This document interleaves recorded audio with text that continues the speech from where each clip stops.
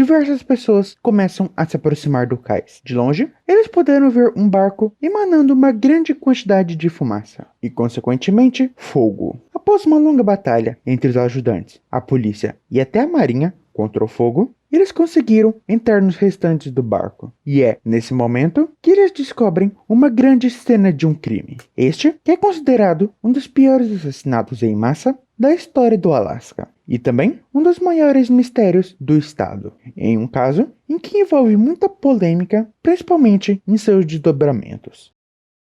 Há um lugar no Alasca chamado Craig, uma cidade muito pequena que mal chega a ter 1.500 habitantes. Ela é localizada no sudeste do Alasca e a oeste da ilha do Príncipe de Gales. A cidade é mais conhecida entre os pescadores profissionais, que geralmente passam por Craig enquanto estão indo para a costa do Alasca ou indo para o noroeste do Oceano Pacífico. E foi nesse lugar, ou pelo menos próximo a ele, que nosso caso aconteceu. No dia 7 de setembro de 1982, por volta do período da tarde, haviam cerca de 75 barcos próximos do Distrito 4, apenas esperando para a abertura que aconteceria no dia seguinte. Inclusive, alguns deles ainda estavam no cais porque precisavam de alguns reparos importantes. Neste dia, um barco ancorado a um porto mais isolado, cerca de 2 km de distância de Craig, na ilha Fish Egg, acabou chamando mais atenção do que os outros barcos quando a névoa diminuiu.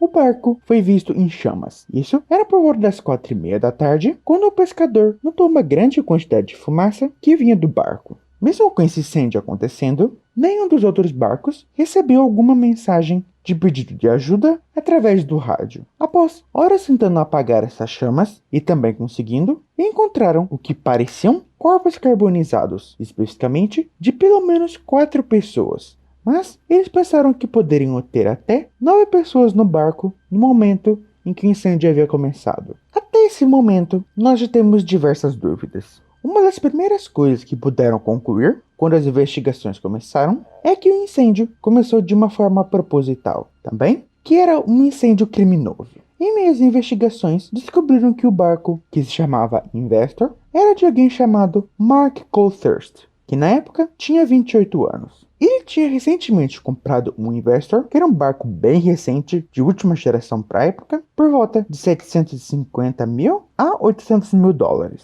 Indo mais a fundo, eles conseguiram definir, mais ou menos, uma linha do tempo da família Colthurst, e para isso, nós precisamos voltar do dia 5 de setembro de 1982, ou seja, um domingo. Nesse dia, o barco despejou cerca de 7.700 libras de salmão rosa em Roughback Seafoods. Essa pesca, que valeria cerca de 33 mil dólares, meio que não valeu de nada, já que a fábrica de conservas não pagaria Mark por isso ou qualquer outra pesca que ele fizesse durante o verão até o fim da temporada. Isso porque o Departamento de Pesca e Caça do Alasca havia fechado temporariamente a temporada comercial de salmão e só reabriria no dia seguinte para a abertura final em 1982. Isso além de que Mark não queria lidar com essas empresas. Então, isso significaria que a família e a tripulação dele teriam de ficar no barco mais 1 ou 2 dias. Logo após descarregar a carga, já quando estava anoitecendo, o barco parou na doca North Cove, ainda em Craig. Foi amarrado a um conjunto de navios, no caso, o Defiant e o Decade, que também estavam amarrados ao cais. E para chegar lá, eles precisaram passar pelos convéses dos outros 2 barcos. O que não seria um problema, já que Mark tinha uma boa relação com os donos desses barcos. No total, haviam 8 pessoas no barco Investor. Dentre eles, a família Colthurst, a família de Mark no caso, e a tripulação do Investor, ou seja, seus marinheiros. A família era composta por Mark Colthurst, de 28 anos. Ele trabalhava desde os 16 anos na área marítima, também trabalhando como, e posteriormente conseguindo, ser um pescador profissional. Abertamente, ele tinha planos de se aposentar por volta dos 50 anos. Irene Colthurst, também de 28 anos, era a esposa de Mark, que estava grávida de 3 meses naquele momento. Kimberly Colthurst, de 5 anos, estava apenas uma semana de começar o jardim de infância. John Colthurst, de 4 anos, tinha acabado de comemorar o seu aniversário de 4 anos. Ambos eram os filhos mais novos de Mark. E os últimos 4 membros da tripulação, Michael Stewart, primo de Mark, estava prestes a começar o segundo ano na Universidade Estadual de Washington. Jeremy Kewan, um estudante honorário da Universidade de Seattle, Dan Moon, estrela do time de futebol de Blaine High School, e Chris Heyman, todos de 19 anos, eram marinheiros que faziam um trabalho mais pesado, incluindo a pesca dos salmões. Os 4 foram escolhidos especificamente e diretamente por Mark, já que ele conhecia os 4 e eles já se davam bem. Mark confiava neles tanto para trabalhar em seu barco, mas também para conviverem com sua família. A família de Mark estava fazendo parte da tripulação já faziam cerca de 2 semanas, e a ideia era de que eles retornassem na próxima segunda-feira. Inclusive, foi durante essas 2 semanas que eles conseguiram pegar os 7.700 libras em salmão. Também vale dizer que ninguém em Craig conhecia Mark, sua família ou sua tripulação, já que Craig não era um lugar que Mark parava em suas idas e vindas para o Alasca. Ele foi até lá, tanto porque estava com um barco novo, tanto porque também estava com sua família. Uma vez que o barco atracou na costa, a família Coulthurst e a tripulação saíram para aproveitar o pouco que Craig tinha a oferecer. Especificamente, Jeremy e Dan fizeram alguns telefonemas, onde nada parecia indicar que algo estava ou poderia estar errado. Tomaram alguns drinks e, supostamente, compraram maconha de um outro marinheiro, que já havia trabalhado com Mark, mas agora ele trabalhava para outro barco. Quanto a Mike e Chris, nem dá para dizer se eles saíram realmente do barco ou não, já que ninguém parecia ter lembranças de ter visto os dois. Mas sabemos que Mike ligou para sua casa em Bellingham, em Washington. Nessa ligação, tudo parecia bem e normal. Naquela noite, a família iria jantar no Ruth Ann's Restaurant para comemorar o 28º aniversário de Mark. Como Mark estava pescando, geralmente ele não levava muito dinheiro, mas em um momento ele fez um cheque de $100 para um amigo que estava na cidade para que ele pagasse o jantar da família. A família ficou no restaurante até umas 21h30 da noite, e nada de incomum também aconteceu. Uma pessoa conta que viu um marinheiro que vendeu maconha para Jeremy e Dan se aproximar da mesa da família e conversar brevemente com eles. Após pagarem a conta e retornarem para o Investor, um tripulante do barco Decade relatou ter visto John, um dos filhos pequenos de Mark, acenar e dar oi para ele, enquanto a criança entrava na cabine do piloto. Enquanto isso, estava acontecendo uma festa no Decade em comemoração ao fim da temporada do salmão, onde todos do barco ficaram bebendo até a madrugada.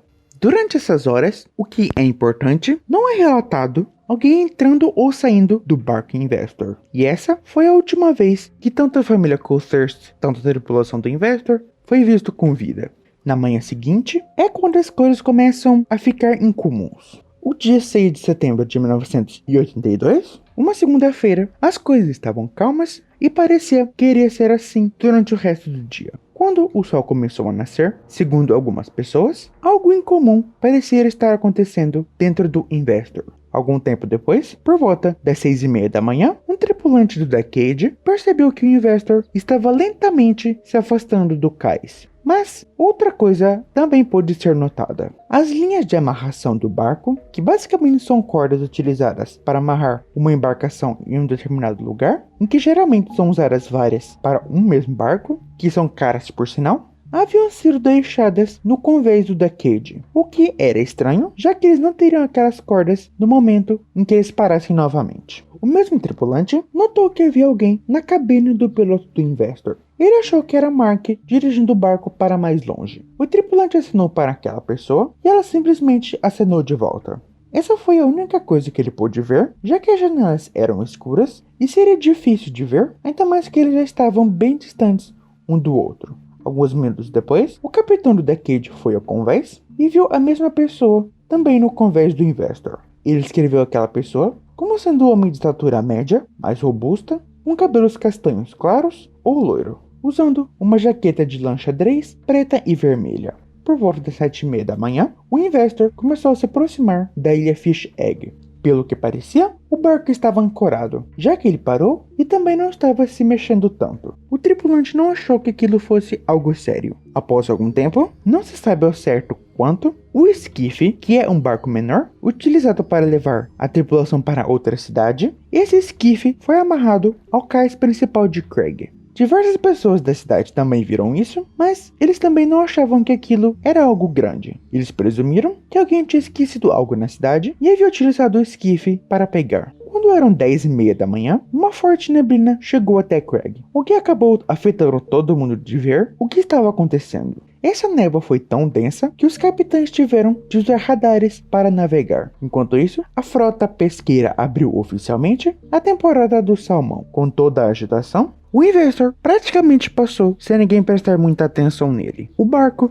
esteve no mesmo lugar onde ele havia sido deixado, cerca de 2 km de distância de Craig e próximo à ilha Fish Egg.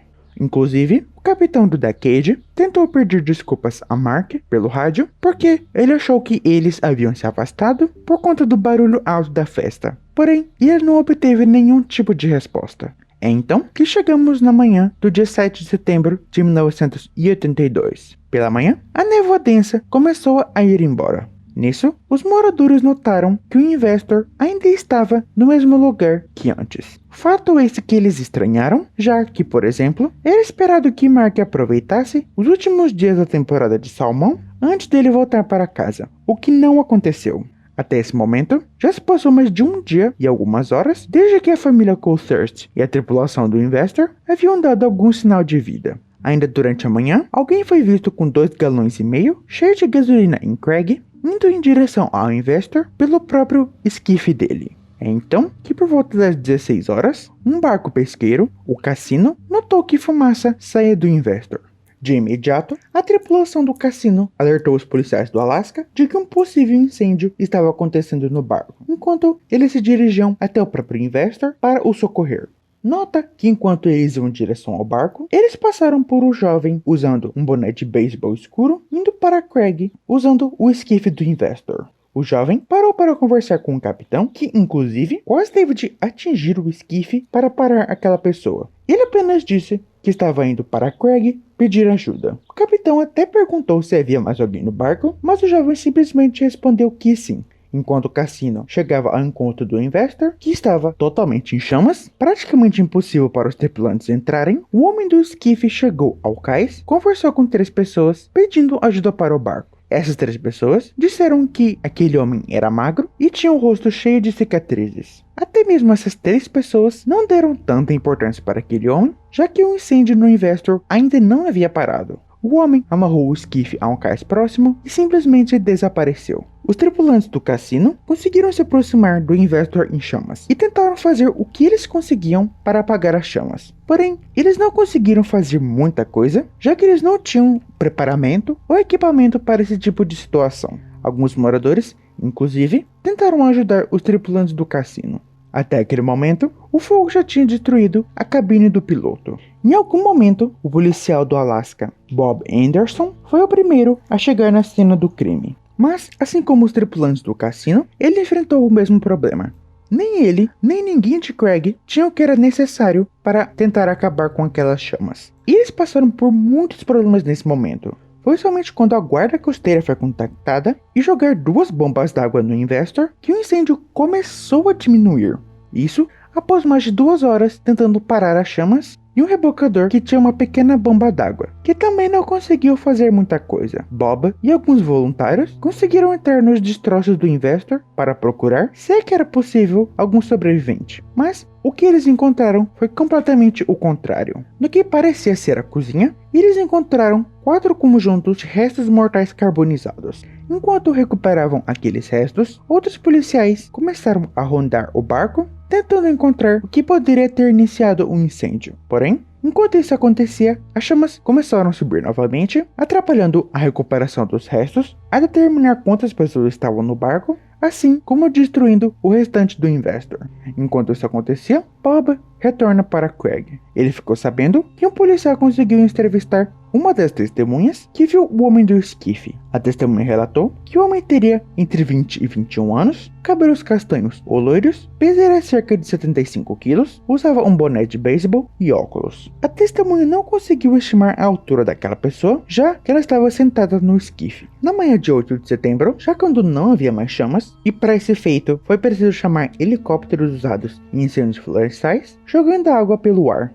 Porém, teve um momento em que o barco estava se inclinando, então tiveram que rebocar a carcaça até a costa. Por alguma razão, os policiais não isolaram o barco. Isso, além de que, se houvesse alguma evidência, ela foi levada pela maré alta. Os corpos carbonizados que foram recuperados do Investor foram mandados para análises forenses, onde seria determinado o que causou a morte daquelas pessoas. No dia 9 de setembro, uma quinta-feira, 2 autópsias dos 4 que foram encontrados foram feitas. Eles foram identificados como Mark Coulthurst e Irene Coulthurst. O curioso é que eles não morreram durante um incêndio, já que, pelo que pôde ser examinado, haviam ferimentos de bala na cabeça de ambos. Os examinadores disseram que os tiros foram dados, entre aspas, não sendo na parte de trás da cabeça. Porém, eles não explicaram o que isso significa. Inicialmente, os investigadores acreditaram que teria sido um incêndio acidental e que teria, infelizmente, matado todo mundo do Investor. Depois, eles mudaram essa hipótese para um incêndio criminoso. Eles levaram em consideração, principalmente, a forma como os corpos de Mark e Irene foram encontrados. Até aquele momento, não se sabia exatamente quem estava a bordo quando o incêndio se iniciou. Investigando mais os restantes do Investor, os investigadores acabaram encontrando mais restos humanos, especificamente de mais 4 corpos. Eles foram enviados para análises forenses em Anchorage. Os restos encontrados eram de Mark Stewart, porém havia alguns ossos que não puderam ser identificados. Acredita-se que podem ser de Chris Heyman, Jeremy Keon ou Dan Moon. O que dificultou a identificação foi o fato do fogo ter danificado bastante os ossos, e seria difícil juntar todos eles em somente um. Também achou que eles morreram antes do incêndio e foram carbonizados, já que eles nunca foram vistos novamente. Kimberly, a filha de 5 anos de Mark e Irene, também foi identificada. Mesmo com as análises, não se pôde concluir se ela havia sido morta por tiros, assim como os outros, já que seu corpo estava se decompondo. Infelizmente, o corpo do filho mais novo de Mark, o John, não foi encontrado. Acreditam que por conta da sua pequena estatura, o fogo tenha consumido seu corpo completamente. Os investigadores também achavam que ninguém da família Coulthurst, nem da tripulação do Investor, era o assassino, já que pela forma similar como os restos mortais foram encontrados, ela provou que todos haviam sido assassinados antes do incêndio começar, já que puderam notar, posteriormente, que nenhum dos corpos encontrados mostrou que eles haviam respirado a fumaça do incêndio. Isso, além de que o homem estranho, que usou o esquife do Investor, não era parecido com ninguém que estava no barco. Uma das coisas que foram encontradas nos restantes foi um rifle Ruger .223. Inicialmente, os investigadores acharam que aquela era a arma do crime. Porém, o que não batia era o fato das balas encontradas em Mark e Irene eram diferentes das do rifle encontrado. Foi difícil concluir isso, porque assim como as outras coisas já encontradas, as balas também estavam bem danificadas por conta do incêndio. Mas, após mais testes e mais testes, concluíram que eles foram mortos por uma arma calibre .22. Mas mesmo com essa descoberta, entre aspas, não foi fácil de dizer como os outros morreram. Os corpos estavam muito destruídos para se ter esse tipo de conclusão. Eles também concluíram que quem quer que tivesse matado a família e a tripulação muito provavelmente embarcou na noite do dia 5 de setembro, mesmo que não se sabe como ou porquê de ter escolhido o Investor especificamente. Também consideram a hipótese de que o assassino fosse alguém que a família ou algum membro dela já conhecesse. Isso, em algum momento, alguém teria entrado em uma discussão com essa pessoa e isso teria terminado em uma morte. Então, a pessoa teria matado todas as outras 7 pessoas para não deixar nenhuma testemunha viva. Teria sido por conta da arma e do barulho que elas fazem que o barco teria se afastado do cais enquanto a festa no Decade ainda acontecia.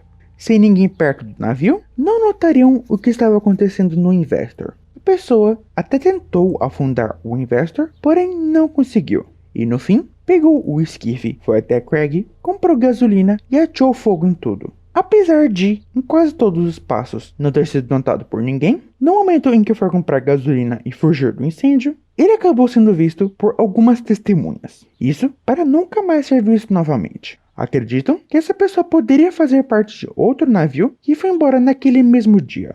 Enquanto teorizavam isso, os investigadores também interrogaram diversas testemunhas e pessoas de interesse, principalmente as tripulações que pescavam salmão entre as regiões de Bellingham e Blair. por volta de novembro de 1982, infelizmente, o caso começou a perder notoriedade da mídia. Uma recompensa de $15.000 foi oferecida a quem resolvesse o caso. Ao mesmo tempo, o retrato falado do único suspeito foi feito e distribuído entre todos os navios pesqueiros do noroeste do Pacífico. Mesmo com as diferentes descrições, eles conseguiram chegar a um resultado final. O perfil daquela pessoa seria um homem jovem branco, entre 18 a 20 anos, entre 1,75 a 1,80 de altura, tendo o corpo magro, cabelos loiros ou castanhos claros, um pouco longos, tem algumas cicatrizes e óculos de lentes retangulares. Mesmo com tudo isso já mencionado, o caso, infelizmente, acabou parando no outono de 1982 e retornando somente em 1984. Durante a primavera de 1984, 4 policiais do Alasca e que investigavam o caso foram até o estado de Washington,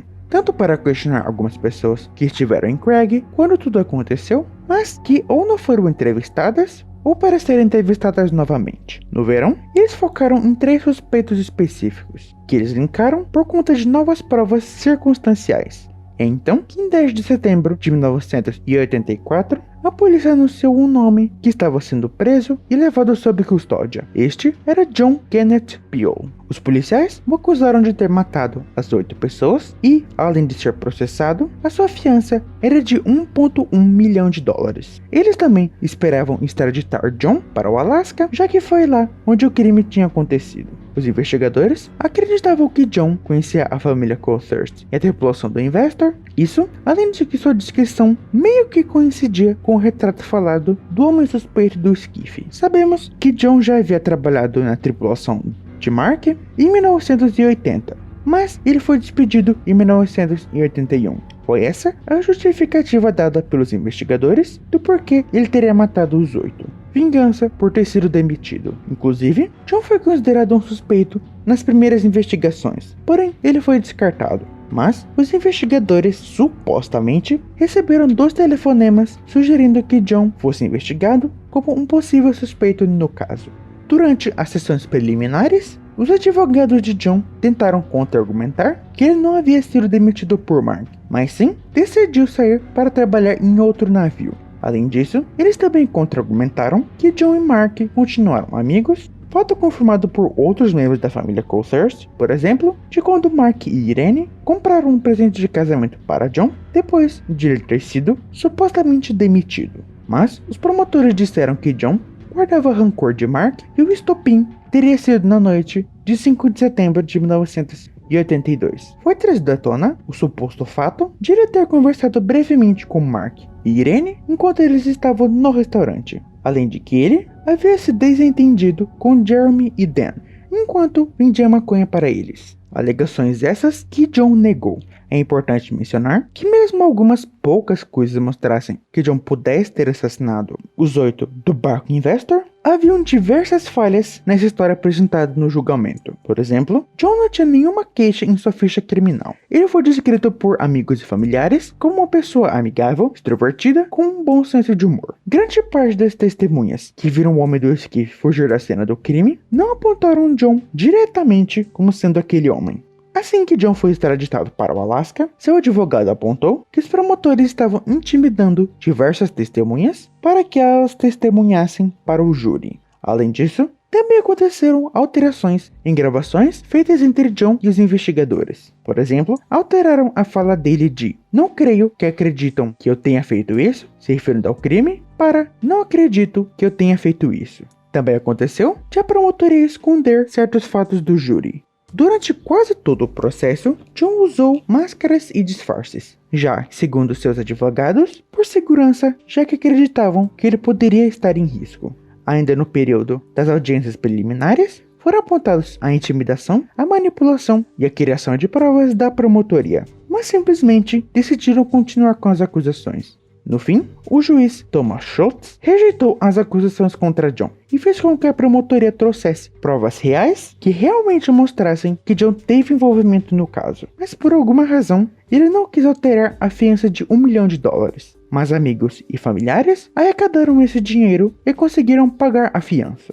Mesmo após isso, em pouquíssimo tempo, em outubro de 1985, a polícia supostamente conseguiu mais provas contra John e novamente ele foi julgado em um segundo júri e um novo julgamento aconteceria na mesma data que o anterior, em janeiro de 1986.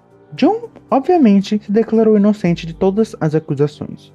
O julgamento começou em 13 de janeiro de 1986 e deveria durar mais de 2 meses. A promotoria contou a mesma história de que John estava com rancor de Mark, entrou no Investor, discutiu e matou todo mundo. Inclusive, do nada, eles trouxeram um capitão que de repente se lembrou de algo da noite dos assassinatos. E ele disse que ouviu uma discussão e tiros vindo do Investor. Mas essas alegações foram contestadas, já que o próprio capitão admitiu ter bebido aquela noite. Outro capitão, que também apareceu do nada, alega ter visto John no convés no momento em que o Investor se afastou dos outros barcos com um rifle. Mas os advogados também questionaram esse relato, já que esse capitão tomava um remédio chamado Valium que alterava as memórias dele. Houveram diversas outras testemunhas, mas finalmente, em junho, 4 meses desde o início do julgamento, uma coisa no mínimo interessante aconteceu. Os advogados de John apontaram Mark Goldthirst não diretamente como possível assassino. Mark apresentava um comportamento argumentativo, agressivo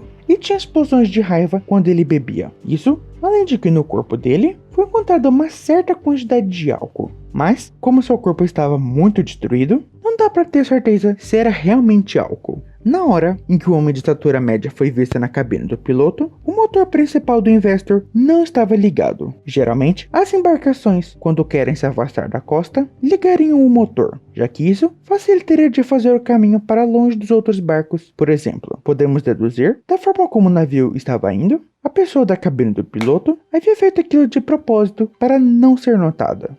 O júri selecionou 11 mulheres e 5 homens, mas alguns deles foram eliminados durante o processo do julgamento. E no fim, somente 9 homens e 3 mulheres compuseram o júri. Após uma semana de deliberação, o júri concluiu que eles não chegaram a um consenso de que John era culpado. E mesmo após isso, após 3 anos, com John ainda estando preso, em janeiro de 1988, um segundo julgamento iria começar. A promotoria, mais uma vez, tentou a história de que John era funcionário revoltado com seu chefe e que matou todo mundo no barco, porque sim. Vale a pena lembrar que até esse ponto, eles não apresentaram nenhuma prova realmente relevante que mostrou John como um assassino.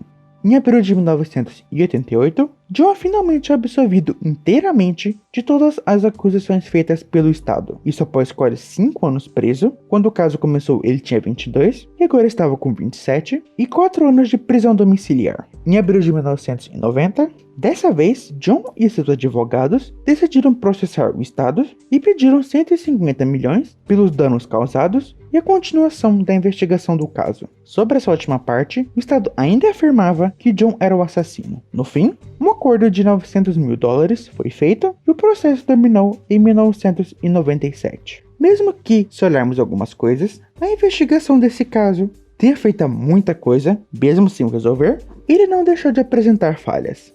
Além de a polícia estar bem preparada para o que aconteceu, o longo tempo que eles levaram para conseguir acabar com o incêndio, o não isolamento da cena do crime, o oficial responsável pelo caso, quando ficou sabendo do esquife, o examinou de uma forma muito simplória e no fim concluiu que a chuva levou quaisquer tipos de evidência que talvez estivesse no esquife, e depois o esquife foi simplesmente deixado de lado. Mesmo com 3 testemunhas oculares, a polícia não conseguiu fazer muita coisa, já que as descrições eram muito vagas, e mesmo Craig tendo apenas 1.200 habitantes. O julgamento de John é considerado um dos mais caros da história do Alasca, já que no total foram gastos cerca de $2 milhões.